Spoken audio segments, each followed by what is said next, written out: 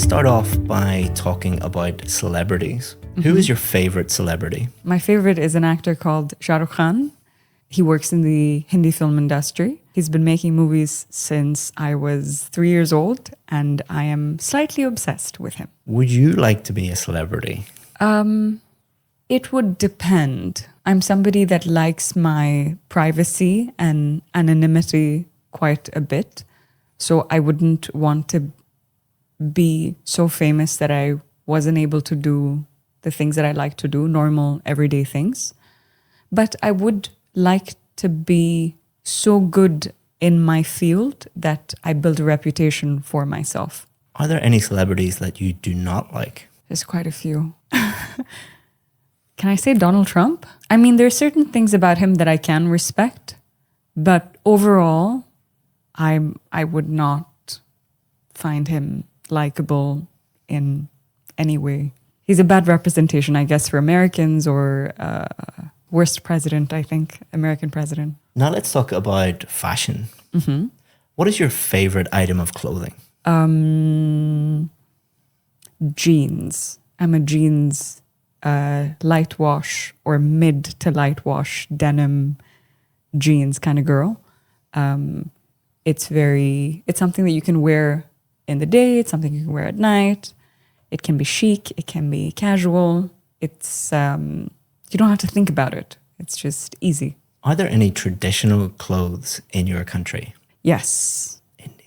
India is, I mean, I may be biased when I say this, but I think we have the best traditional clothing. I mean, my favorite thing that the women wear is this piece of garment called a sari, which is, I think it's 5 meters long. It's a piece of fabric that you drape around yourself and then over your shoulder. And I think it's so beautiful and elegant and classy. I may be biased, like I said, but I think it's the most stunning outfit a woman can wear. Do you ever buy clothes online? All the time. It's very rare that I purchase something in store. I mean, for the last maybe 5 years, I buy everything online. Now let's talk about colors. What colors do you like? I'm quite a bright, again, maybe because I'm Indian, I gravitate to almost every color. Red, blues, greens, purples, pinks, white. I mean, other than black, unless it's a car. Cars look great in black, but other than that, I would say every color of the rainbow I like. What's the most popular color in your country? That's tough. What's the most popular color?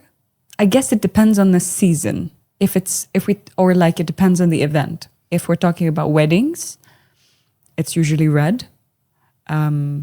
If we talk about, a Hindu wedding is usually red. If it's a Christian wedding, then it's usually whites and blacks. If it's, oh my God, it's every color. We try to wear as many colors as we can. Saffron, oranges, blues, greens.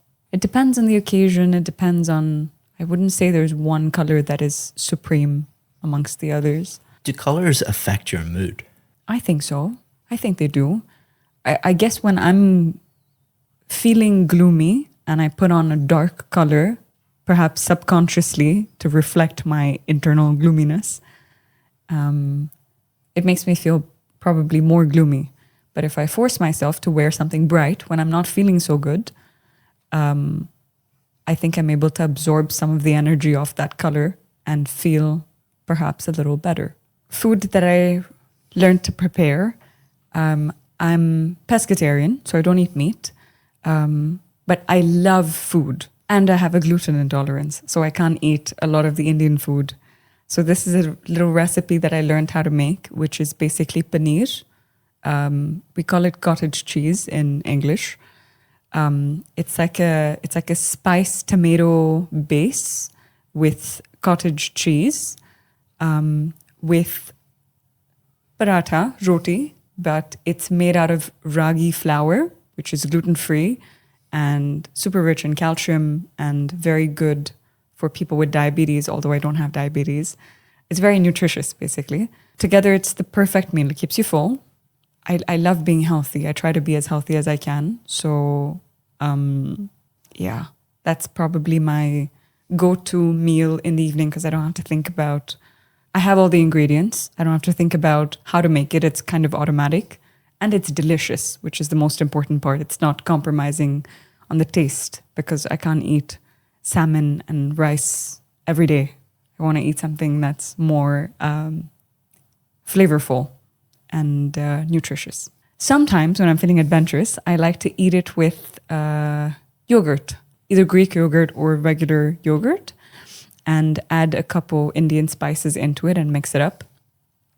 So the spiciness of the paneer, cottage cheese, the texture, like a drier, stiffer texture of the ragi roti, and the creaminess and coldness of the yogurt is match made in heaven. So we've been talking about a dish that you like to prepare. And we're going to continue to talk about cooking and young people and cooking. What kind of things can children learn to cook? To thank you for watching this video, I want to give you a free course that has helped thousands of students improve their IELTS speaking score. What it's going to do is take you through every single part of the test and give you strategies for part 1, part 2 and part 3, and also allow you to practice at home for free and get feedback. To sign up for that for free, all you have to do is just click the link in the description. Thanks very much, and let's get back to the video. I'm trying to think about what's safe with the parents there. Obviously, we're assuming. So if a child's going to be around the stove or an oven, let's say the parents are there. I think baking is very fun, especially little things like cookies that you can make shapes out of. It's like a fun activity for parents and children to do together. Baking is good. On the stove too, but I think that requires a little bit more precision. So kids should bake like Christmas cookies, probably. Do you think it's important for children to learn how to cook? Absolutely. It's a survival skill, in my opinion. I personally think that you shouldn't treat it like a chore or treat it like something that you were forced to do because you have to do it forever. You don't know where you're going to be or what kind of situation. Even if you are surrounded by people that are good cooks and you perhaps don't feel like you need to cook yourself, it's always important to teach children from a young age to be able to kind of put a meal together because it's basic, it's survival. Now let's talk about working as a chef. What skills does a person need to be a great chef? Interesting. I mean, from what I've heard, I've never worked as a chef or worked in a kitchen before, but I think it takes a lot of trial and error. So for that reason, I would imagine that the person would have to be very patient. And with that patience, you need to have an inherent passion for the food that you're making. I think chefs usually specialize in one or more cuisines. So just having an understanding of the background of the spices, where it comes from, of the meat, where it comes from. If you're not passionate about that, it can probably tire you out to be that invested in learning. So patience, passion, and a good environment, like access to good teachers, access to good books, access to good produce would probably help you hone your craft a lot more.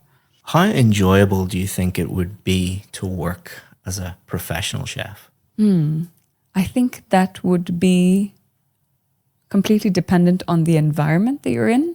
I imagine it would be a very stressful job if you worked in a Michelin star restaurant, for instance. But then if you had a food truck and you sold tacos and you had a bunch of happy children and happy families coming around, I guess the environment would be completely different. I would say it wouldn't be the same across the board. It would depend on where you worked, what kind of restaurant, how many people come there, what kind of food do you make on a daily basis, what kind of preparation. So I think it would be different for everybody. That's the end of the speaking test. Well done. Thank you.